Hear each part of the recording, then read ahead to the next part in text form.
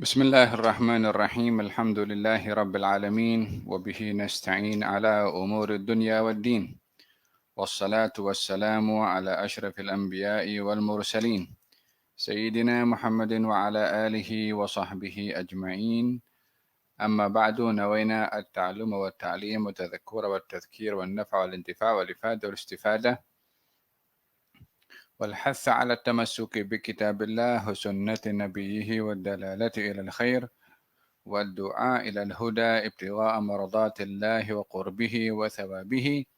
Amin Allahumma amin. Terima kasih kepada yang berbahagia Al-Fadhil Al-Ustaz Sya'ban dan seluruh penganjur Majlis Al-Hadiyun Nabawi,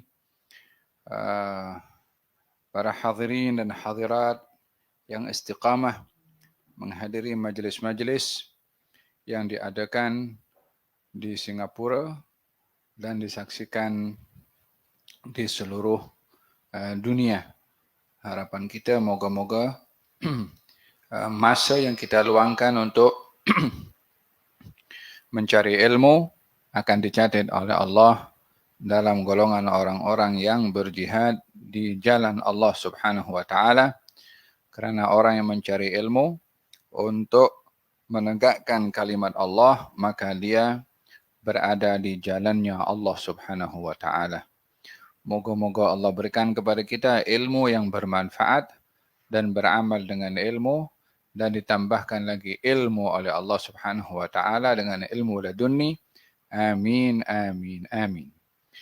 Meneruskan, dan insyaallah hari ini kita akan khatamkan bait-bait syair al-Imam Abdullah ibn Alwi al-Haddad. Pada bait yang ke-35, wa hafiz 'alaiha fil jama'ati daiman wa wadhib 'alaiha fil isya'i wa fil fajri. Dan jagalah solat wajib atau solat 5 waktu dalam keadaan berjamaah selalu, dan lakukanlah solat-solat itu dengan berjamaah secara berterusan, khususnya pada solat isya dan solat subuh. Pada pembahasan yang lalu ada dijelaskan tentang hikmah salat 5 waktu itu diwajibkan oleh Allah Subhanahu wa taala, dan bagaimana salat itu terlihat kesannya atau tanda kabulnya salat seseorang pada perbuatan, pada sikap seseorang ketika berada di luar salat. Ya, dalam Al-Quran Allah Subhanahu wa taala berfirman tentang hikmah atau fungsi salat. Katanya, inna salata tanha 'anil fahsya'i wal munkar. Sesungguhnya salat mencegah seseorang daripada perbuatan keji dan perbuatan mungkar. Segala jenis perbuatan yang keji, segala jenis perbuatan yang mungkar akan terlihat kesan seorang yang salat itu di dalam meninggalkan perbuatan-perbuatan tersebut.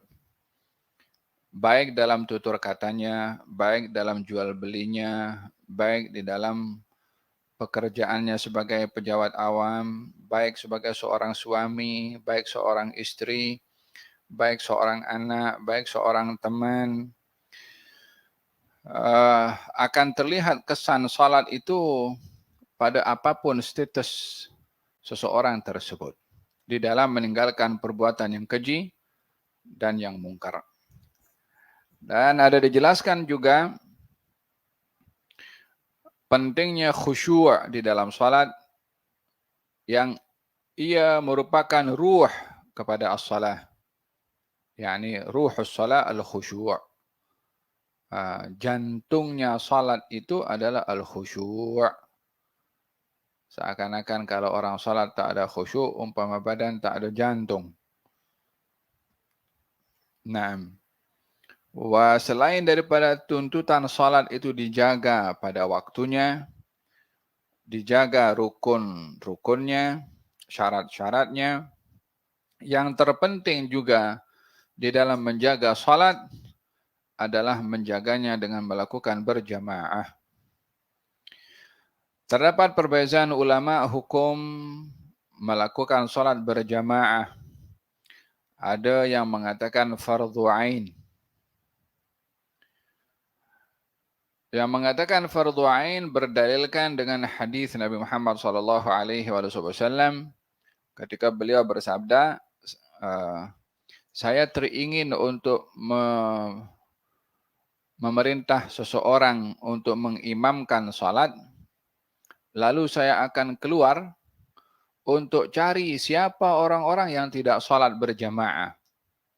Maka saya akan bakar rumahnya, kata Nabi SAW. Ulama memberikan penerangan daripada maksud membakar rumah di situ adalah sebagai satu kiasan menunjukkan betapa pentingnya menjaga solat berjamaah sehingga Nabi memberikan peringatan yang begitu keras bagi mereka yang mengabaikan.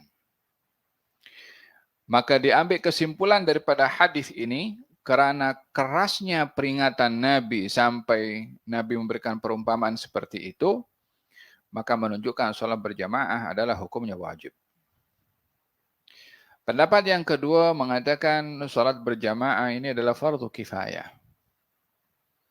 Yang kalau dilakukan oleh sebahagian golongan, gugurlah kewajiban daripada yang lain. Namun demikian, bagi orang yang mengambil pendapat solat berjamaah itu fardu kifayah, kalau sudah ada orang lain yang melakukan solat itu berjamaah dan dirinya tidak melakukan solat berjamaah, dari segi dosanya tidak berdosa, tapi dari segi fadilah dan pahalanya dia telah terlepas fadilah yang besar dalam melakukan dalam meninggalkan solat berjamaah yang disabdakan oleh Nabi SAW, salatul jama'ati tafdulu an salatil fadhi bi 27 darajah. Salat berjamaah lebih baik daripada salat bersendirian dengan 27 darajat, kata Nabi. Dalam riwayat yang lain dalam 25 darajat. Dan ulama ada memberi penerangan apa bezanya 27 dan 25. Yakni bergantung sejauh mana seorang itu lebih sempurna dalam salatnya akan mendapatkan 27, kalau tidak akan mendapatkan 25. Pendapat yang ketiga mengatakan bahawa salat berjamaah ini adalah hukumnya sunnah muakkadah. Sunnah yang sangat dikuatkan.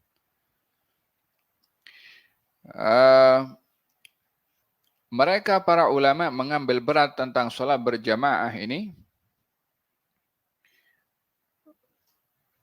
Kata penulis di sini, tidak ada diceritakan atau diriwayatkan, baik itu daripada baginda Rasulullah atau para khulafa atau para sahabat-sahabat yang hebat, yang besar. Tidak ada cerita di situ kalau mereka meninggalkan solat berjamaah. Atau tidak ada periwayatan daripada mereka solat bersendirian. Bahkan yang ada, mereka sangat mengambil berat tentang solatul jamaah. Dalam kata-kata Sayyidina Abdullah bin Mas'ud radhiyallahu anhu, walaqad ra'aituna wa ma yatakhallafu anha ay al-jamaah illa munafiqun ma'lumun nifaq. Wa in kana ar-rajulu la yuhada ay yuhmal baina ar-rajulaini hatta yuqama fi as-saf. Kata Sayyidina Abdullah bin Mas'ud, sesungguhnya kami melihat orang-orang di sekeliling kami, tiada seorang pun daripada mereka yang meninggalkan solat berjamaah kecuali munafik yang sudah dikenal pasti. Adapun daripada golongan kami, yakni golongan para sahabat, mereka sangat menjaga solat berjamaah sehingga ada di antara mereka yang sakit pun juga yang perlu untuk diangkat atau minta tolong kepada dua orang, dipapah oleh dua orang untuk dibawa pergi salat berjamaah, maka mereka pun akan melakukannya. Yakni kalaupun perlu bantuan orang membawanya untuk pergi salat berjamaah, hatta dalam keadaan sakit pun mereka tetap melakukan salat berjamaah. Dan mereka punya istilah, laisal musab man faragal ahbab, walakinnal musab man hurimas thawab. Bukanlah orang itu yang ditimpa musibah, adalah orang yang berhadapan dengan ujian dan dugaan. Akan tetapi orang yang terkena musibah ini adalah orang yang terlepas daripada mendapatkan pahala dari Allah Subhanahu wa taala, di antaranya kalau tertinggal salat berjamaah tanpa ada rasa kesal di dalam hati. Hada orang yang kena musibah. Faham dong? Oleh hada berbeza orang beriman itu bila tertinggal salat berjamaah lalu salat bersendirian. Ada dua keadaan, ada orang mengatakan tertinggal salat berjamaah, okeylah salat sendiri je lah. Tanpa ada rasa kesal. Dan sebagian yang lain merasa menyesal dan pergi cari siapa yang boleh diajak salat berjamaah. Faham dong? Ukurannya adalah orang yang menyesal tadi dengan sebab-sebab yang kuat bila tertinggal daripada salat berjamaah, maka dia dalam hatinya macam berat, ya Allah, macam terlepas peluang. Oleh hada baginda Rasulullah sallallahu alaihi wasallam ketika melihat ada seorang sahabat baru sampai ke masjid, lalu baginda Rasulullah melihat orang itu akan salat fardu. Nabi mengatakan kepada yang hadir di hadapan, siapa di antara kamu yang boleh bersedekah kepada orang itu? Yakni bersedekah maksudnya untuk salat balik dengan orang tersebut supaya salat orang itu dilakukan secara berjamaah. Yang dah salat pun disuruh untuk salat lagi, bersedekah kepada orang yang salat bersendirian tadi supaya mendapat fadilah berjamaah. Di dalam Al-Quranul Karim Allah Subhanahu wa taala ada menceritakan tentang salatul khauf, yakni salat dalam keadaan perang. Katanya digambarkan oleh Allah Subhanahu wa taala, diperintahkan kalau orang dalam keadaan perang, yakni muslimin akan akan salat berjamaah juga walaupun dalam keadaan perang. Ya salam, dalam keadaan perang pun juga masih salat berjamaah, macam mana? Ya kan? Posisi musuh itu dalam keadaan perang dulu ada berhadapan macam tu dengan pedang. Macam mana nak tiba waktu salat dalam keadaan perang pun juga macam mana? Tetap salat dilaksanakan. Bukan hanya dilaksanakan dalam keadaan perang pun, dilakukan secara berjamaah.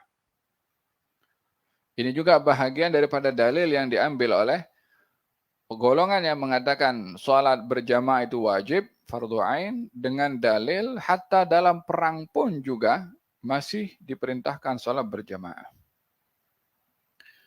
Katanya kaifiyah dalam salat al-khauf, yakni Nabi kalau salat Allahu Akbar menghadap qiblah. Kemudian posisi musuh waktu itu berada di belakang kiblat, contohnya. Maka kaum muslimin yang salat dengan Nabi akan dibagi menjadi dua bahagian. Bagian yang pertama ikut dengan Nabi.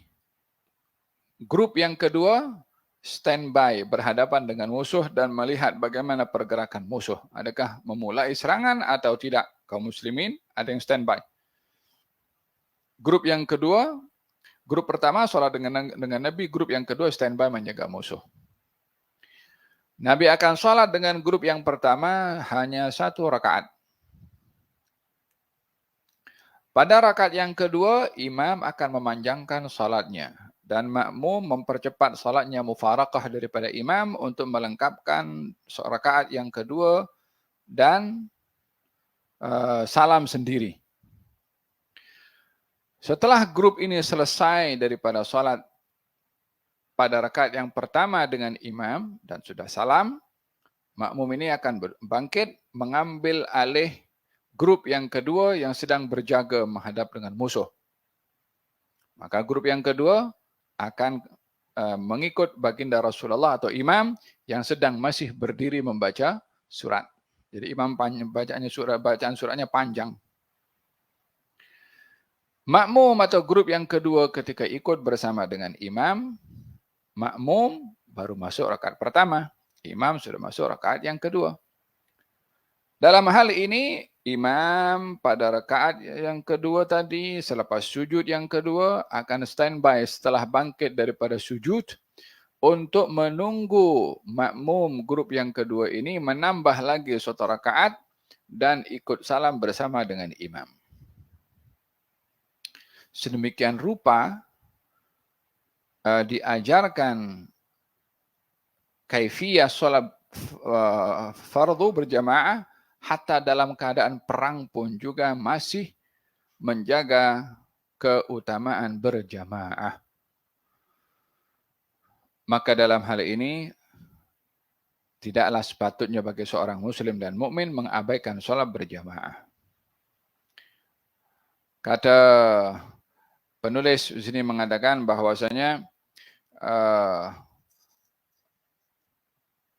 wawadhib 'alaiha, yakni jagalah solat berjamaah ini khususnya pada solat Isya dan solat subuh. Yakni secara khasnya solat Isya dan solat subuh. Dinyatakan oleh penulis di sini, walau alimu ma fi fadli jama'atil Isya wa fadli jama'atil Fajr. Kalau orang itu tahu keutamaan solat berjamaah Isya dan keutamaan solat berjamaah di waktu subuh, walaupun orang itu dalam keadaan sakit, yang sakitnya tidak mampu untuk berjalan dan hanya boleh bergerak menuju ke masjid untuk salat berjamaah dengan merangkak, maka dia akan melakukannya walaupun merangkak.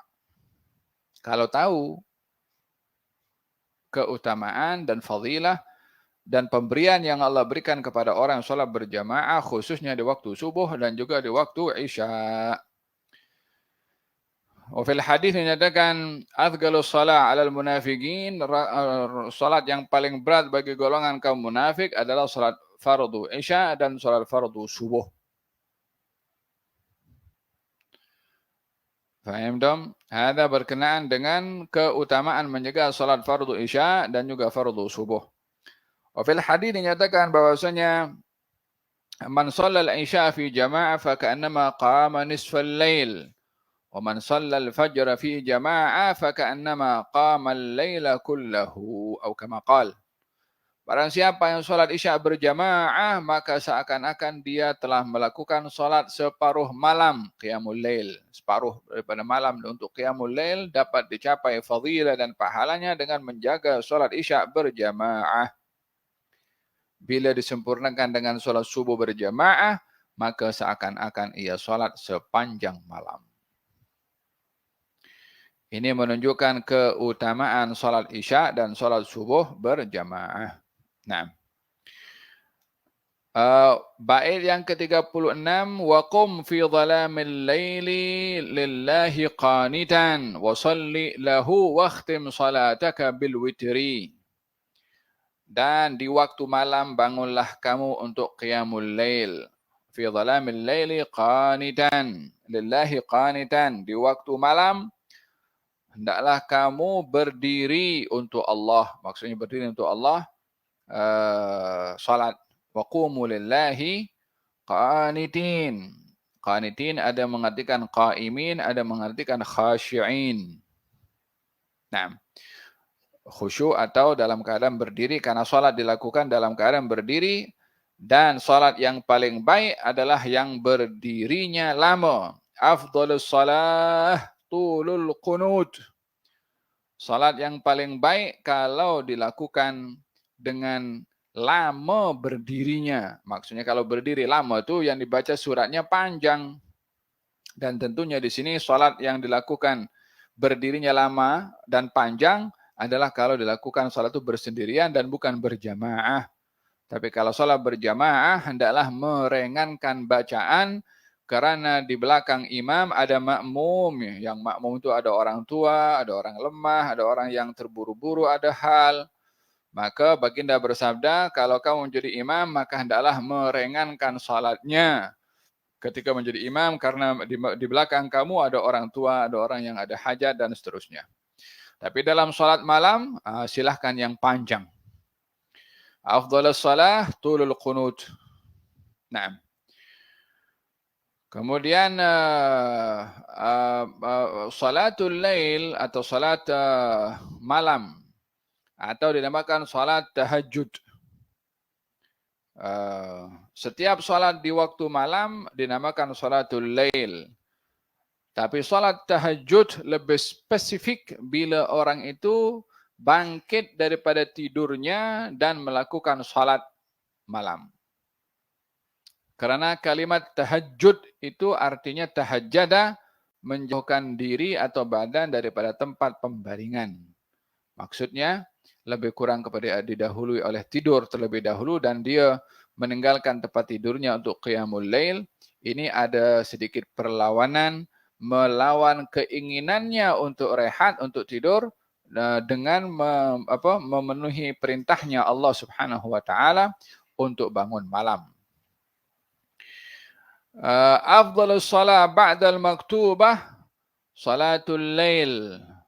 Salat yang paling baik setelah salat fardu adalah salat malam, kata Nabi SAW. Banyak fadilah-fadilah daripada salat malam ini. Katanya di antaranya adalah tidaklah seorang itu diangkat untuk menjadi golongan wali min awliyaillah kecuali dengan salat malamnya atau pada waktu malamnya dipilih oleh Allah Subhanahu wa taala. Faham dong?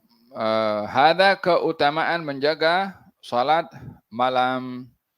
Wa fil hadis nyatakan rakaatan fi jawfil lail khairan min ad-dunya wa ma fiha. 2 rakaat di waktu malam lebih baik daripada dunia dan seisinya. Sallu min al-laili walau qadra halbi syatin. Salatlah kamu di waktu malam walaupun selama mana kamu memerah susu kambing. Yani maksudnya walaupun singkat pun, sesingkat masa untuk nak perah susu sudah cukup. Artinya hadis ini memberikan gambaran jangan sampai tak solat malam. Hatta sikit pun juga. Qalat Ummu Sulaiman ibn Daud li Sulaiman, ya bunay, la tukthir an-nawm bil-lail fa inna kathrata an-nawm bil-lail tatruku ar-rajula faqiran yawm al-qiyamah. Seorang ibu menasihat kepada putranya. Ibunya Sayyiduna Luqman, Sayyidina Sulaiman bin Daud. Katanya, wahai Sulaiman, wahai anakku, jangan kamu banyak tidur malam. Karena sesungguhnya orang yang banyak tidur malam, perbuatan tidur malam itu akan menjadikan seorang hidupnya itu miskin nanti di hari kiamat. Yani fakiran tak banyak pahala. Ini menunjukkan bagaimana besarnya pahala qiyamul lail akan zahir nampak nanti di hari kiamat. Walihada dalam Al-Quranul Karim Allah Subhanahu wa taala berfirman, ya ayyuhal muzammil qumil laila illa qalila nisfahu aw inqus minhu qalila aw zid alaihi warattilil qur'ana tartila. Ada diceritakan seorang anak belajar mengaji kepada seorang guru. Kemudian guru itu mengajarkan kepadanya surat Al-Muzammil. Ya ayyuhal muzammil qumil laila illa qalila. Wahai seorang yang berselimut, bangunlah malam kecuali sedikit. Maka si anak tanya sama gurunya, wahai guru, siapa yang dimaksudkan orang berselimut tuh? Katanya itu adalah Rasulullah SAW. Dia balik pergi ke rumahnya. Kemudian ayahnya tanya, tadi belajar apa? Belajar surat Al-Muzammil, dibaca ayatnya. Kata anak itu mengatakan, wahai ayahku, ini orang yang berselimut siapa? Katanya Rasulullah. Kalau begitu Rasulullah bangun malam lah. Katanya, ya Rasulullah bangun malam qiyamul lail. Kenapa ayah tak bangun malam? Kata ayah yang mengatakan, wahai anakku itu kan Rasulullah. Dia kata. Ayahnya malu nak mengaku. Dia beritahu itu kan Nabi. Akhirnya si anak pun menerima, oh Nabi lebih macam khusus lah. Kemudian anak itu besokan harinya belajar baliklah dengan guru tuh. Surat Al-Muzammil, surat yang sama. Sampai dibaca yang terakhir. Inna rabbaka ya'lamu annaka taqumu adna min thuluthayil layli wa nisfahu wa thuluthahu wa ta'ifatum minal ladhina ma'ak. Sesungguhnya Tuhanmu mengetahui bahwasanya engkau, wahai Rasulullah Muhammad, bangun, yakni di waktu malam, mendekati 2/3 atau separuhnya atau 1/3 malam untuk qiyamul lail. Dan juga bersama dengan orang-orang yang mengikuti engkau. Yakni dalam hal ini yang salat malam bukan hanya Rasulullah saja, tapi orang-orang yang mengikuti Nabi pada waktu itu adalah sahabat. Maka anaknya balik ke rumahnya bagi tahu, Abah, dalam Al-Quran, dalam surat yang sama semalam kita baca, katanya yang salat malam tu bukan hanya Nabi, tapi sahabat juga. Kata anak bapaknya mengatakan, ya waladi haula as-sahaba ashabun Nabi, wa man yaqdir yakun mithla ashabin Nabi. Katanya, wahai anakku, itu kan sahabat-sahabat Nabi, siapa boleh nak sama seperti sahabat-sahabat Nabi? Kata si ayahnya masih cari excuse untuk tidak malu di hadapan anaknya ketika tidak salat malam. Last kali anaknya bagi tahu, idan ya abi ma yakun fika khair. Wahai ayahku, kalau begitu tak ada kebaikan kepada seseorang yang kalau nabinya tidak diikuti, sahabatnya tak diikuti. Nak ikut siapa? Kata si budak tu. Kalau begitu nak ikut siapa? Kata ayahnya mengatakan, wallahi sadaqt. Kata bapaknya mengatakan, betul kau punya cakap. Mula daripada itu qiyamul lail hidup di rumahnya. Tak tahu macam mana rumah kita hari ini. Ada qiyamul lail dengan Facebook, ada qiyamul lail dengan YouTube, ada qiyamul lail dengan filem, ada qiyamul lail dengan surat khabar, ada qiyamul lail perhati dengan dia punya saham, ya kan? Ada qiyamul lail dia tengok dia punya rating followers dia berapa. Ya kan, ada qiyamul lail duk layan orang, ya kan. Nanti aku tak layan orang dekat FB, nanti aku punya pengikut ni jadi berkurang. Baik aku layan orang je, orang tangkap. Assalamualaikum, waalaikumsalam. Apa kabar? Kabar sehat walafiat, alhamdulillah. Kamu makan apa hari ini? Makan tom yam. Duk sibuk layan orang. La ilaha illallah Muhammad Rasulullah. Bila nak layan Tuhan? Apa yang orang boleh bagi kepada kita? Dengan apa yang Allah bagi kepada kita? Kita layan orang, yang untung tu orang. Kita layan Tuhan, yang untung kita. Faham tak? Lah, hidupkan malam tu dengan khidmat kepada Allah Subhanahu wa taala. Sayyidina Umar mengatakan, aku kalau tidur malam, aku abaikan hak Tuhan aku. Kalau aku tidur siang, aku abaikan hak rakyat aku. Jadi tidak tidur kecuali sikit-sikit je karena layan kepada Allah di waktu malam, layan kepada makhluk Allah sebagai amanah yang tunaikan olehnya di waktu siang. Faham dom? Hada berkenaan dengan pentingnya qiyamul lail. Azam. Kalau tak boleh nak buat niat dulu, kuatkan azam. Hatta sedikit bangun di waktu malam 2 rakaat sebelum subuh. Lakukan dengan sedikit-sedikit untuk mendapatkan istiqamah dalam beribadah. Wahada berkenaan dengan keutamaan qiyamul lail, dan kemudian lakukanlah katanya salat itu diakhiri dengan salat witir. Ij'alu akhira salatikum witra. Jadikan salat penghujung kamu di waktu malam itu adalah salat witir. Kata lelaki tadi, kisah yang anak tadi mengatakan kepada bapaknya, wahai ayahku, kalau bukan Rasul dan sahabatnya yang diikuti, siapa yang diikuti? Maka katanya, ayahnya mengatakan, betul wahai anakku, mulai hari ini aku akan bangun malam. Maka kata anaknya mengatakan, wahai ayahku, bangunkan juga aku di waktu malam untuk salat malam bersama denganmu. Kata bapaknya mengatakan, anta saghir, wa ma kallafaka Allahu taqum. Kamu masih kecil, tidak wajib kepada kamu untuk bangun di waktu malam. Kata anaknya mengatakan, wahai ayahku, aku mohon kau bangunkan aku di waktu malam. Saya khawatir kalau kamu tidak bangunkan saya di waktu malam, saya akan dipersoal nanti di hadapan Allah di hari kiamat. Walaupun saya masih kecil. Kenapa? Karena saya melihat ibu saya itu kalau memasak, dulu masak itu pakai kayu bakar kan? Katanya saya nampak ibu saya kalau sedang menyalakan api untuk memasak, dimulakan dengan kayu yang kecil untuk membakar kayu yang besar. Saya takut sayalah kayu yang kecil itu. Ya, ini kalau itu bukan kayu kan dibakar tuh supaya apinya menyala, nak letakkan periuk, memulakannya macam mana? Kayu kecil dulu dinyalakan untuk membakar kayu yang besar.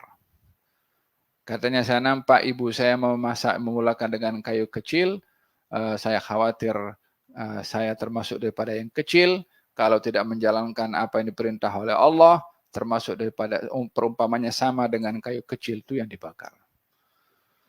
Hada anak yang saleh. Naam. Jadikan salat kamu adalah di akhirnya adalah witir. Maksudnya adalah bila seorang itu melakukan salat malam, jadikanlah penghujung daripada salat malamnya itu dengan witir, ganjil. Ya, ini bila ingin melakukan salat malamnya terpulang beberapa rakaat.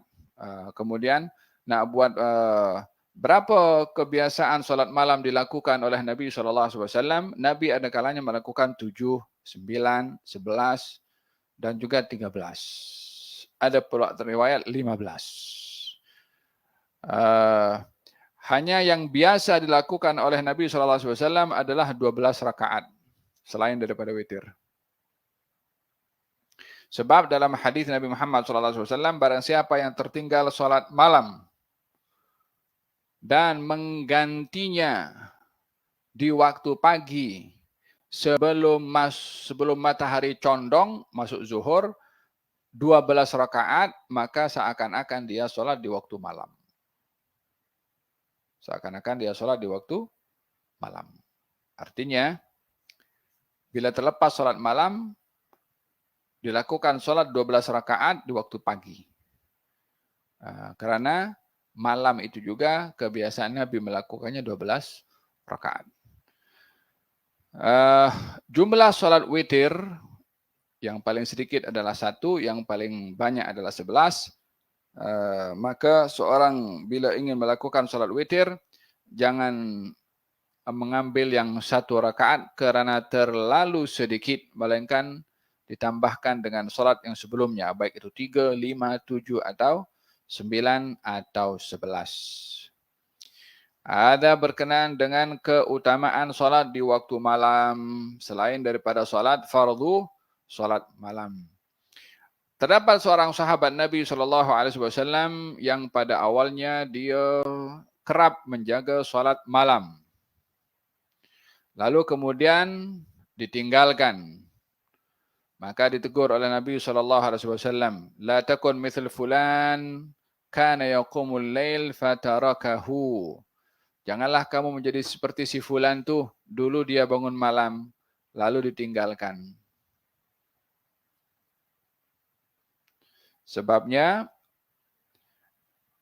meninggalkan sholat yang amat digalakan. Dan di sini dianjurkan seseorang bila melakukan satu ibadah, dilakukan secara istiqamah, berterusan. Dilakukan secara berterusan. Oleh sebab itu ketika orang ini tinggalkan, ditegur oleh Nabi SAW. Kamu jangan jadi seperti si fulan, dulu dia bangun malam, lalu tinggalkan. Walaupun hukum salat malam itu sebagaimana saya katakan tadi sunnah, tapi karena sudah dilakukan lalu ditinggalkan, maka ditegur oleh baginda Rasulullah, karena bila sudah seorang memulai satu ibadah, lakukanlah dengan istiqamah dan berterusan. Dalam satu riwayat juga dinyatakan, ni'mar rajulu Abdullah law kana yaqumul lail. Sebaik-baik orang itu adalah Abdullah, maksudnya Abdullah bin Umar, kalau dia bangun malam. Maksudnya, dia akan menjadi orang yang baik, mulia di sisi Allah bila menjaga solat malam. Ada beberapa hal yang terkait dengan solat malam. Nah, dan solat witir termasuk bahagian daripada solat malam yang perlu untuk dijaga. Melakukan solat witir boleh di awal, boleh di akhir. Di awal maksudnya sebelum tidur. Di akhir maksudnya sebagai penutup pada solat malamnya. Bila seseorang terbiasa dengan qiyamul lail, maka jadikanlah solat witirnya itu di penghujung setelah dia qiyamul lail. Bagi mereka yang tak terbiasa qiyamul lail, lakukanlah solat witirnya itu sebelum tidur untuk menunaikan hak seseorang terhadap dirinya dengan menjadikan penghujung ibadahnya di waktu malam adalah witir. Ij'alu akhir salatikum witra. Jadikanlah akhir salat kamu itu dengan witir. Baginda bersabda, al-witru haqqun faman lam yutir falaysa minna. Salat witir itu satu kemestian. Siapa orang yang tak salat witir maka bukan golongan kami, kata Nabi sallallahu alaihi wasallam. Bait yang ke-37, wa kun taiban min kulli dhanbin ataitahu wa mustaghfiran min kulli hinin minal wuzri. Jadilah kamu seorang yang bertaubat daripada setiap dosa yang kamu lakukan. Jadilah kamu juga orang yang sentiasa memohon ampun pada setiap saat daripada segala dosa. Seseorang melakukan dosa, ada yang melakukannya dengan sengaja. Ada yang melakukannya dengan tidak sengaja, walaupun ia dicatat sebagai satu dosa. Maka kita diperintahkan, ada orang yang melakukan dosa tanpa dia sadar kalau dia melakukan dosa. Faham dong? Dan tidak ada sesiapa pun daripada manusia yang sanggup untuk mengira dosa yang ia lakukan dalam satu hari. Apatah lagi dalam satu minggu. Faham dong? Walihada, dianjurkan seseorang untuk sentiasa beristighfar, bertaubat kepada Allah Subhanahu wa taala. Dalam hadis Nabi Muhammad sallallahu alaihi wasallam beliau bersabda, wahai sekalian manusia, bertaubatlah kamu kepada Allah dan memohon ampun. Sesungguhnya aku setiap hari bertaubat dan memohon ampun sebanyak 70 kali, dalam satu riwayat yang lain 100 kali. Salah seorang sahabat meriwayatkan, aku duduk dengan baginda Rasulullah dalam satu majlis, beliau beristighfar 100 kali. Astaghfirullahaladzim wa atubu ilaih. 100 kali. Faham dong? Dan keutamaan istighfar ini bukan hanya untuk menjadi penghapus dosa, tapi untuk mengangkat darjat seseorang. Tidak semua orang beristighfar karena dosa. Para anbiya beristighfar walaupun tak ada dosa. Untuk apa beristighfar? Untuk diangkat kedudukan dan darjatnya di sisi Allah Subhanahu wa taala. Tuba liman wajada fi sahifatihi istighfaran katsira. Bertuahlah orang yang mendapati pada sahifah, yakni amal catatannya banyak amal ibadah istighfar. Faham dong? Ada berkenaan dengan keutamaan beristighfar. Bertaubat kepada Allah Subhanahu wa taala dengan penuh penyesalan ke atas perbuatan dosa yang ia lakukan. Tidak sempurna taubat tanpa menyesal. Tidak berkesan taubat tanpa menyesal. Baginda bersabda, an-nadamu taubatun. Orang yang menyesal itu adalah orang yang bertaubat. Yakni syarat utama pada taubat adalah penyesalan. Karena adanya penyesalan itu yang akan mengekang seseorang untuk melakukan dosa yang sama. Kalau tidak ada penyesalan, maka dia akan buat dosa istighfar. Dosa istighfar. Sebab tak menyesal. Sesungguhnya Allah membuka pintu taubatnya di waktu pagi agar supaya orang yang berdosa di waktu malam boleh bertaubat. Sesungguhnya Allah membuka pintu taubatnya di waktu malam agar supaya orang yang di waktu pagi bertaubat. Orang yang melakukan dosa di waktu pagi boleh bertaubat. 24 jam pintu taubat dibuka oleh Allah untuk orang-orang yang mahu kembali kepada Allah Subhanahu wa taala. Innallaha yuhibbut tawwabin. Sesungguhnya Allah suka kepada orang-orang yang bertaubat. Nah. Kata penulis di sini, janganlah kamu tertipu dengan tipu muslihatnya syaitan. Dengan apa? Merasa seronok dengan bermaksiat atau melihat maksiat dengan keseronokan. Sedap, nyaman, nikmat, lezat. Hada bahagian daripada tipu muslihat syaitan. Orang itu akan terpanggil melakukan dosa kalau dia melihat indah pada dosa. Atau melihat senang pada dosa. Atau melihat nikmat pada dosa. Faham dong? Hada tipu muslihatnya syaitan. Bila ingin memperangkap orang-orang beriman dalam melakukan dosa melalui istihla', memaniskan maksiat. Yang dilihat maksiat itu manis, sedap, nyaman, dan baru dia akan berbuat. Baik itu maksiat dengan mata, maksiat dengan telinga, maksiat dengan kemaluan, dengan apapun juga maksiat. Maksiat ambil duit orang, maksiat dengan menipu. Oh, banyak duit. Kalau banyak duit beli kereta baru. Kalau banyak duit beli rumah banglo. Banyak duit pergi boleh melancong. Banyak duit boleh beli ini, boleh beli itu. Ini ighra'. Tipu muslihatnya syaitan. Buat. Seronok. Kau boleh buat ini, kau boleh buat itu. Akhirnya orang berbuat. Bila? Ketika dilihat indah, nyaman, seronok pada maksiat. Jadi untuk melawan tipu muslihatnya syaitan, lawan daripada melihat maksiat itu indah dan seronok, melihat maksiat itu jijik, melihat maksiat itu kotor. Seorang sahabat datang kepada Nabi bertanya, "Ya Rasulullah, idzan li bizina." Ya Rasulullah, izinkan aku nak berbuat zina. Dia terbawa dengan hawa nafsunya. Maka Nabi bertanya, kalau orang berzina dengan ibu kamu bersetuju?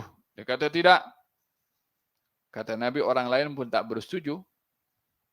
Kalau dengan anak perempuan kamu, dia katakan tidak. Kata Nabi, orang lain pun tak mau juga macam kamu. Kalau mak saudara kamu, pak saudara kamu, kalau disebutkanlah satu-satu oleh Nabi. Dia kata tidak. Tengok macam mana dibandingkan oleh Nabi SAW. Kamu tengok berbuat maksiat kepada orang lain itu adalah satu nikmat yang kamu tengok begitu. Tapi coba tengok kalau itu berlaku kepada kamu. Kalau perempuan itu yang dizinai adalah ibu kamu, anak perempuan kamu, saudara perempuan kamu, mak saudara kamu. Of course itu menyakitkan hati kita. Sama juga dengan orang lain pun juga benda yang sama. Kita curi duit orang, jangan kita lah orang. Mencuri duit orang, mungkin nampak boleh seronok. Kalau duit kita dicuri, kita tipu orang. Kalau kita yang ditipu, kita rasuah orang. Kalau akibat daripada rasuah itu akan mengundang malapetaka. Jadi untuk kita terhalang daripada perbuatan maksiat, tengoklah maksiat itu kejijikannya, keburukannya, kejahatannya, implikasinya, murka Allah, azab Allah. Siapa yang sanggup berhadapan dengan azab dan murka Allah Subhanahu wa taala? Namun bila tergelincir pun juga segeralah untuk bertaubat kepada Allah Subhanahu wa taala. Wa kun taiban min kulli dhanbin ataitahu wa mustaghfiran fi kulli hinin minal wuzri. Dan di antara pentingnya bertaubat adalah bertaubat kepada Allah Subhanahu wa taala daripada ghaflah. daripada sifat lalai. Terkadang kita berbuat sesuatu riak, kita tak merasa. Bahkan sebagian orang pun yang ada riak, tapi dia merasa dirinya ikhlas. Ini pun satu problem juga. Walihada fil hadis dinyatakan, Allahumma inni a'udzubika an usyrika bika syai'an wa ana a'lam wa astaghfiruka lima la a'lam. Ya Allah, aku berlindung kepadamu daripada menyekutukan engkau dengan sesuatu yang aku tahu, dan aku mohon ampun daripada menyekutukan engkau daripada sesuatu yang aku tidak tahu. Ini kadang-kadang ada dosa yang kita lakukan, kita tak sedar. Walihada bertaubat kepada Allah daripada dosa yang kita tahu, dan bertaubat kepada Allah daripada dosa yang kita tidak mengetahui. Wafil hadis menyatakan, kami melihat Rasulullah dalam satu majlis membaca istighfar, Rabbighfirli wa tub alayya innaka antat tawwabur rahim 100 kali. Naam. Hadza berkenaan dengan keutamaan untuk bertaubat kepada Allah Subhanahu wa taala. Bila dosa yang kita lakukan terkait dengan kesalahan kepada orang lain, maka hendaklah kita meminta maaf atau meminta halal atau mengembalikan hak orang tersebut. Hadza berkenaan dengan bagaimana seseorang menjaga taubat dan beristighfar. Dan tidaklah seorang itu beristighfar dan bertaubat menunggu berdosa dulu baru beristighfar. Tidak, tapi bertaubat dan beristighfarlah setiap hari. 100 kali paling tidak. Kalau Nabi yang tak berdosa setiap hari 100 kali, patutnya kita yang banyak dosa. Ini lebih daripada itu. Kita pun nak mengira kita punya dosa tak sanggup. Banyak sangat. Itu yang boleh kita kira. Yang kita tak sedar, yang ghaflah kita. Faham dong? Ada keutamaan beristighfar. Nah. Asal mufdil al-Maula al-Karim bimannihi. Yajudu ala dhanbil musi'ina bil ghafri. Di penghujung bait-bait ini Al-Imam Abdullah bin Al-Haddad berdoa kepada Allah Subhanahu wa taala, yang kita harapkan doa beliau itu dikabulkan oleh Allah, dan tanda kabulnya adalah diberikan kepada kita karena kita pun membaca doa Al-Imam Abdullah bin Al-Haddad, asal mufdil, moga-moga yang maha memberi anugerah, Al-Maula Al-Karim, Tuhan yang pemurah, bimannihi, dengan sifat pemurahnya, yajudu ala dzambil musi'ina bil ghafri, akan memberikan kepada orang-orang yang berdosa pengampunan dari dosa. Faham dong?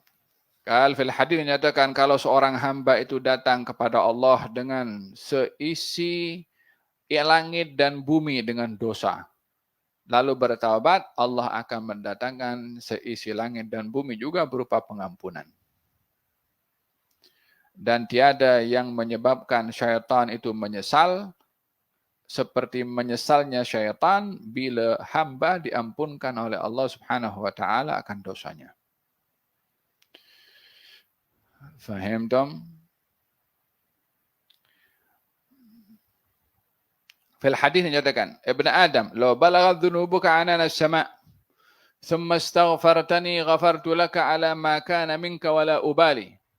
Wahai anak Adam, bila dosa kamu sampai setinggi langit, kemudian engkau datang kepada aku memohon ampun kepada aku, maka aku ampunkan dosa-dosa kamu sebanyak itu dan aku pun tak peduli. Ibn Adam, law ataitani biqarabil ardi khataya thumma laqitani la tusyriku bi syai'an ataituka biqirabiha ay bimal'iha maghfiratan. Wahai anak Adam, kalau engkau datang kepada aku, kata Allah, dengan sebanyak isi bumi ini kesilapan dan kesalahan, tetapi engkau berjumpa dengan aku tidak menyekutukan aku akan datangkan sebanyak yang sama, yakni sejumlah bumi itu, dengan penuh pengampunan daripada Allah Subhanahu wa taala kepada seorang tadi. Insaf, taubat, bersungguh-sungguh kembali kepada Allah Subhanahu wa taala. Walaysat at-taubatu lil ladzina ya'maluna as-su'a bijahalatin Bukanlah taubat itu kepada orang-orang yang dia melakukan kejahatan, kemudian ketika ajal tiba baru dia nak bertaubat.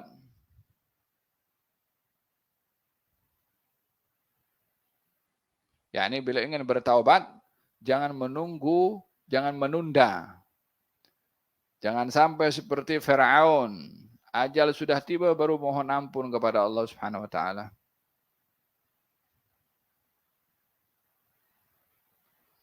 Faham dong? فإحسانه عما الأنام وجوده على كل موجود وإفضاله يجري. Ihsan daripada Allah akan meliputi seluruh manusia. Dan sifat pemurahnya Allah akan mengenai kepada seluruh yang ada. Dan pemberian Allah sentiasa tercurah kepada makhluknya. Hadza syuhudul minnah, menyaksikan betapa besar agung pemberian Allah, betapa pemurahnya Allah. Sehingga seorang yang berdoa, beristighfar, memohon ampun kepada Allah, perasaannya saat berdoa yakin, tahu kalau Allah pasti akan mengampunkan dosanya. Apa sebabnya? Karena pemurahnya Allah, karena sifat rahmannya Allah, sifat rahimnya Allah, sifat maha memberinya Allah, sifat sayangnya Allah. Sehingga melihat sifat-sifat itu, orang yang bertaubat itu dengan rasa berharap dan yakin apa yang diharapkan itu dapat. Supaya tidak ada orang berdoa kepada Allah atau bertaubat dengan perasaan agaknya dosa saya ini diampunkan atau tidak ya oleh Allah.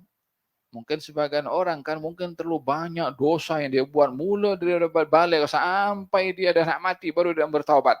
Mungkin dia akan melihat rasanya aku punya dosa tak akan diampunkan.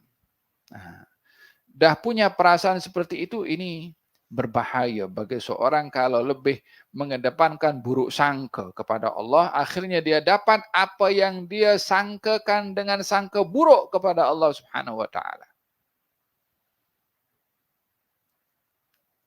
Berbandingkan dia mempunyai prasangka yang baik kepada Allah Subhanahu wa taala. Faham tu? Khaslatan laysa fawqahuma min birrin husnul dhann billah wa husnul dhann bi ibadillah. Dua perkara tak ada yang lebih baik bagi seorang, husnul dhann kepada Allah dan husnul dhann kepada hamba Allah Subhanahu wa taala. Faham tu? Ada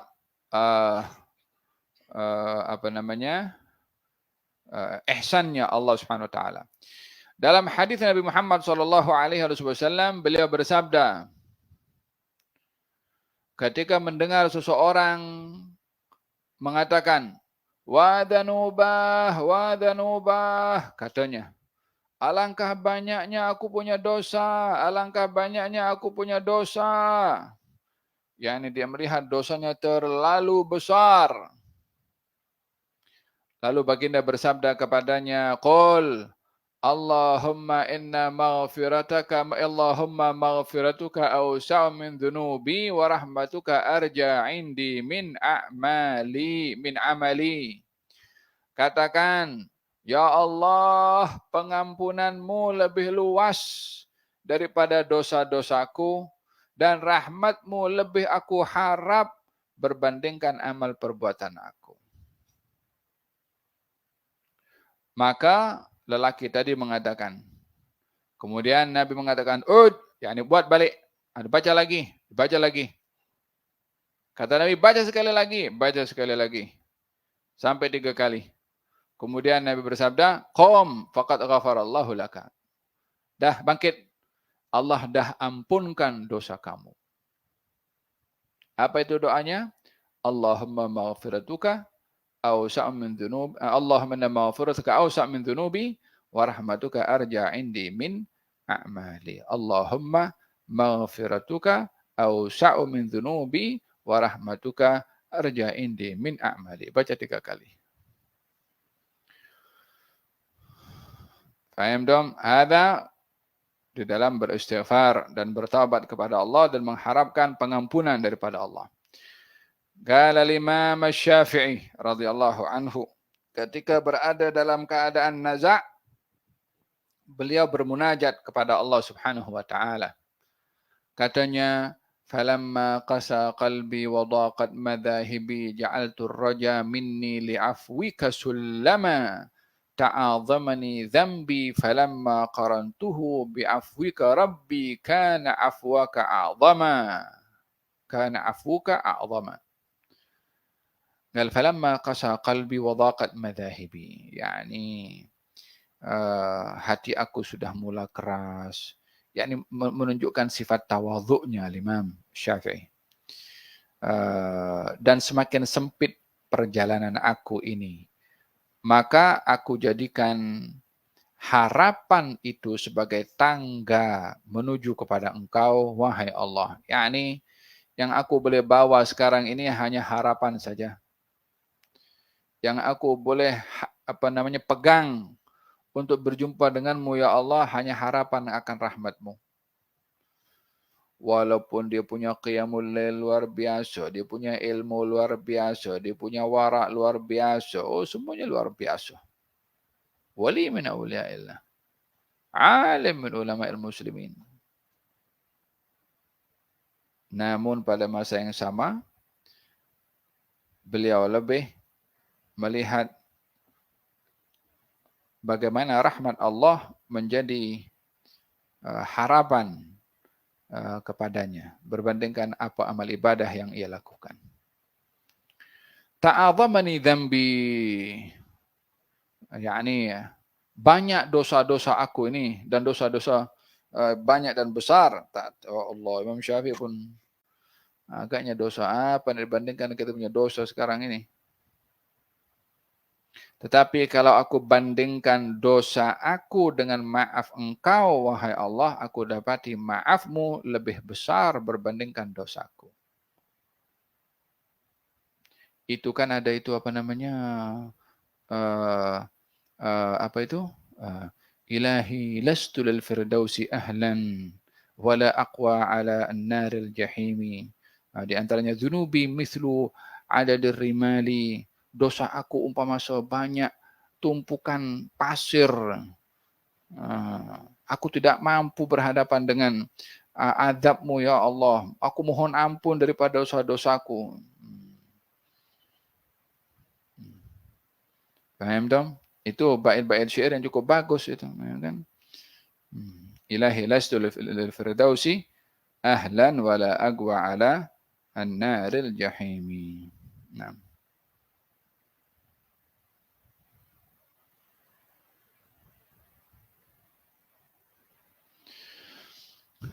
فإحسانه أما الأنام وجوده على كل موجود وإفضاله يجري وصل على خير البرية كلها محمد المبعوث بالعذر والنذر. Di penghujungnya setelah diakhiri dengan doa dan diakhiri dengan berbaik sangka kepada Allah Subhanahu wa taala akan sifat pemurahnya untuk mengabulkan permintaan hamba dan mengabulkan taubat seseorang untuk diberi taubat oleh Allah Subhanahu wa taala, diakhiri dengan berselawat kepada baginda Rasulullah, wa shalli ala khairil bariyati kulliha. Ya Allah, sampaikanlah salawat kepada sebaik-baik manusia, sebaik-baik makhluk keseluruhan. Muhammadin mab'uts bil udhri wan nuzri. Yani Nabi Muhammad yang diutus untuk membawa kabar gembira dan juga peringatan. Man shalla alayya salatan wahidah sallallahu alaihi biha asyarah. Orang berselawat kepada aku sekali, Allah akan berselawat kepadanya 10 kali. Innallaha wa malaikatahu yusalluna 'alan nabi ya ayyuhalladzina amanu sallu 'alaihi wa sallimu taslima. Tamam. Allahumma shalli wa sallim 'alaihi wa 'ala alihi. Qal fa'akthiru min as-salati 'alayya fa inna salatakum ma'rudatun 'alayya. Banyaklah kamu bersalawat kepada aku karena sesungguhnya salawat kamu sampai kepada aku. Ma min musallimin yusallimu alayya illa raddallahu alayya ruhi hatta arudda alayhi salam. Tiada orang bersalawat dan bersalam kepada aku, melainkan Allah akan mengembalikan ruh aku untuk aku menjawab salam. Kata Nabi SAW. Aktsiru alayya minas salat fi lailatul gharra wal yaumil azhar. Perbanyaklah kamu bersalawat kepada aku di malam yang gharra dan hari yang azhar. Maksudnya malam Jumat dan juga hari Jumat. Inna awalan nasi bi yaumal qiyamah aktsaruhum alayya salah. Orang yang paling hampir dengan aku nanti di hari kiamat, kata Nabi, orang yang paling banyak bersolawat kepada aku. Kata baginda Rasulullah sallallahu alaihi wasallam, al-bakhil man dzukirtu indahu falam yusalli alayya. Orang bakhil yang kedekut adalah orang yang kalau disebut nama aku ia tidak berselawat kepada aku, kata Nabi sallallahu alaihi wasallam. Wa shalli ala khairil bariyati kulliha. Berselawatlah kamu kepada sebaik-baik makhluk, yaitu Nabi Muhammad SAW. Kita kena yakin dalam hati ini di antara semua makhluk, fis sama wa fil ard wa fil alam al malakut, semua makhluk tak ada yang lebih baik, lebih afdal, lebih mulia daripada yang lebih agung, yang lebih hebat, yang lebih tinggi darjat, lebih daripada Nabi Muhammad SAW. Tak ada. Beliau yang tertinggi dalam segala-galanya. Lebih tinggi mulia daripada makhluk di langit, daripada makhluk di bumi, daripada semua makhluknya Allah. Bila dihimpunkan semua kemuliaan yang ada pada makhluk, berbandingkan kemuliaan yang Allah beri kepada Nabi Muhammad, lebih mulia kemuliaan yang diberikan oleh Allah kepada Nabi Muhammad sallallahu alaihi wa ala alihi wasallam. Al-kaunu isyaratun wa antal magsud. Semua alam ini tanda, yakni macam cabang, yang menjadi keutamaan dan dituju adalah engkau, wahai Rasulullah sallallahu alaihi wasallam. Yakni daripada semua makhluk ini. Bagaimana tidak? Penciptaan Nabi Muhammad ini sudah diisytiharkan sebelum lagi makhluk dicipta oleh Allah Subhanahu wa taala. Gal di awal kali Nabi Adam ketika dicipta oleh Allah Subhanahu wa taala dan melihat di bawah tiang-tiang arasy tertulis Muhammad Rasulullah. Atau tertulis Allah dan nama Nabi Muhammad SAW. Ay bermakna arasy itu bila adanya? Sebelum Nabi Adam, sebelum bumi, sebelum langit, sebelum segala-galanya. Arasy itu makhluk yang terbesar dicipta oleh Allah Subhanahu wa taala, dijadikan oleh Allah dengan adanya tiang. Siapa dulu ada? Nabi Adam atau arasy? Arasy-nya Allah Subhanahu wa taala. Mana lebih dulu ada? Malaikat atau arasy? Arasy-nya Allah Subhanahu wa taala. Itu pun sudah tertulis dalam tiangnya adalah La ilaha illallah Muhammad Rasulullah. Oh, super luar biasa orang ini. Walihada bila kita bercerita tentang Rasulullah, sebut Rasulullah, sebut dengan hati itu gairah, sebut dengan hati itu seronok, sebut dengan hati itu hada khalas. Yani apa nak dikatakan dengan kata-kata tentang Nabi Muhammad SAW. Faham dong? Jangan sebut Nabi Muhammad. Mesti ada feel, ya kan? Nah, baru nampak apa itu dzauq, rasa di dalam hubungan kerohanian dengan baginda Rasulullah sallallahu alaihi wa ala alihi wa sahbihi wasallam.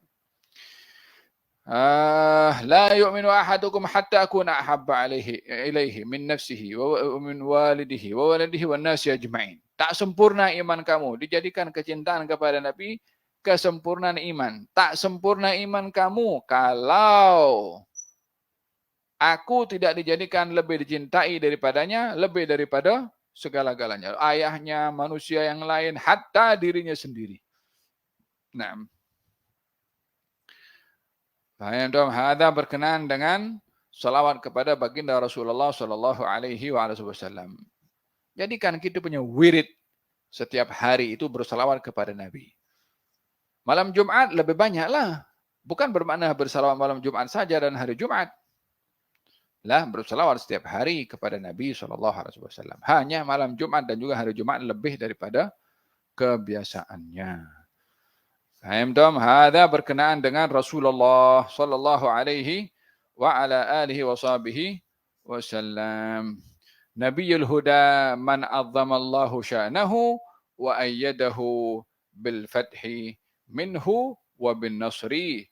yaitu nabi yang membawa petunjuk, man 'azzamallahu sya'nahu, yang diagungkan oleh Allah tentangnya, yakni tentang Nabi Muhammad sallallahu alaihi wasallam.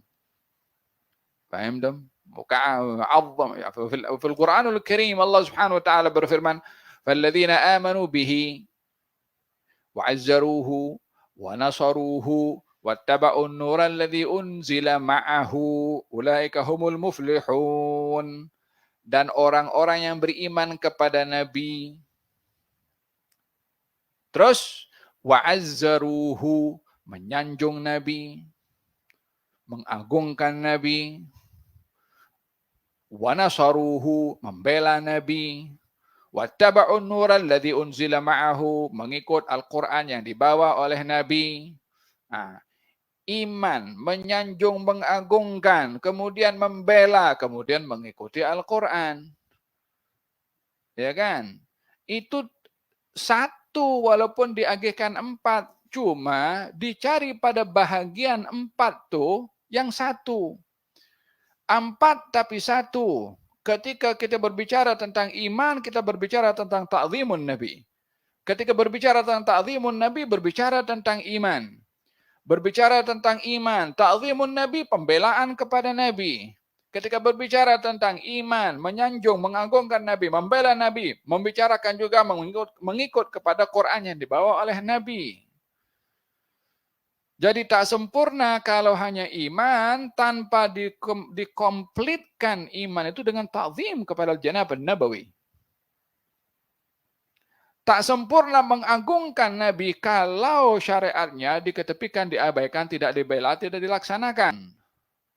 Tidak sempurna imannya, sudah beriman, menyanjung Nabi, membela Nabi, tapi tidak diikuti Al-Quran yang dibawa oleh Nabi. Walaupun 4, tapi ianya adalah 1. Faham tom? Secara khusus ditekankan di sini adalah ta'zim kepada Nabi sallallahu alaihi wa ala alihi wa sahbihi wasallam. Faham tom? Kalau sahabat dahulu kalau duduk satu dengan yang lain, kemudian ada qala Rasulullah, ada orang bercakap itu qala Rasulullah sallallahu alaihi wasallam, apapun kegiatan mereka akan berhenti. Tengok dulu apa Nabi cakap. Faham tom? Nabiul Huda, man azzamallahu sya'nahu. Nabi yang membawa petunjuk, yang diagungkan oleh Allah Subhanahu wa taala, wa ayyadahu bil fathi minhu wa bin nasri, yang diberi kekuatan oleh Allah dengan kemenangan dan juga dengan al-futuhat, yakni kejayaan yang dicapai oleh baginda Rasulullah sebagai bantuan daripada Allah Subhanahu wa taala. Inna fatahna laka fathan mubina liyaghfir lakallahu ma taqaddama min dhanbika wa ma ta'akhkhara wa yutimma ni'matahu 'alaika wa yahdika siratan mustaqima. Naam. Alaihi salatullahi thumma salamuhu salatan wa tasliman ila akhir ad-dahri. Kepada baginda Rasulullah salawat daripada Allah dan salam daripadanya, salawat dan salam sampai akhir zaman. Ma'al al was al-ashab ma habbatus saba wa ma zamzamal hadi wa ma gharradal gumri. Salawat dan salam juga untuk para ahli keluarga Nabi, untuk para sahabat-sahabat Nabi selama mana angin masih berhembus dan selama mana orang, yakni ini istilah digunakan, burung masih berkicau. Bila burung tak berkicau, selagi burung ada, selagi itu berkicau.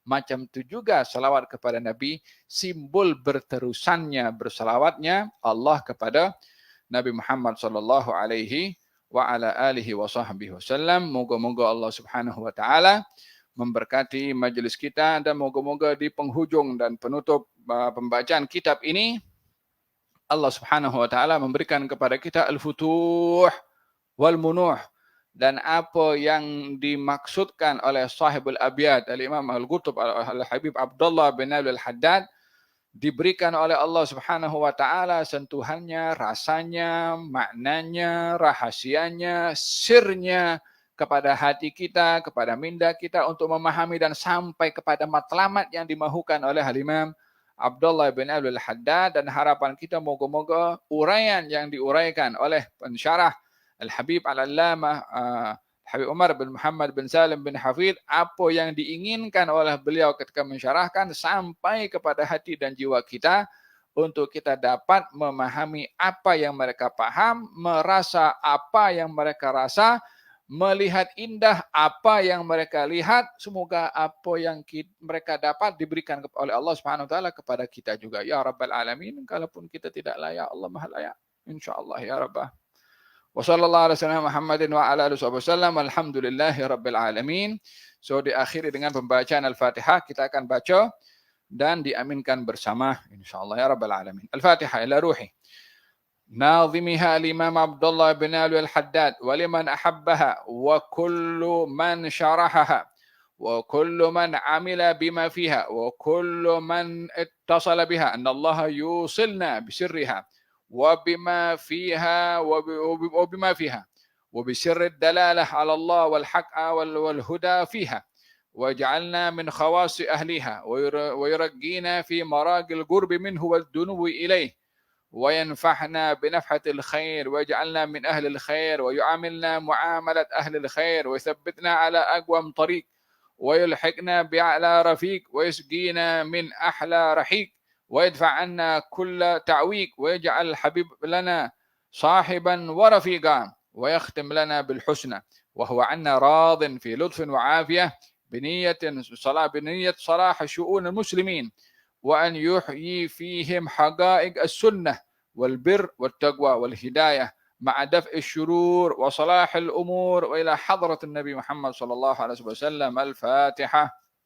بسم الله الرحمن الرحيم. الحمد لله رب العالمين الرحمن الرحيم مالك يوم الدين إياك نعبد وإياك نستعين اهدنا الصراط المستقيم صراط الذين أنعمت عليهم غير المغضوب عليهم ولا الضالين آمين. اللهم صل وسلم على سيدنا محمد وعلى آله وسلم صلى الله على سيدنا محمد وعلى آله وسلم. الحمد لله رب العالمين.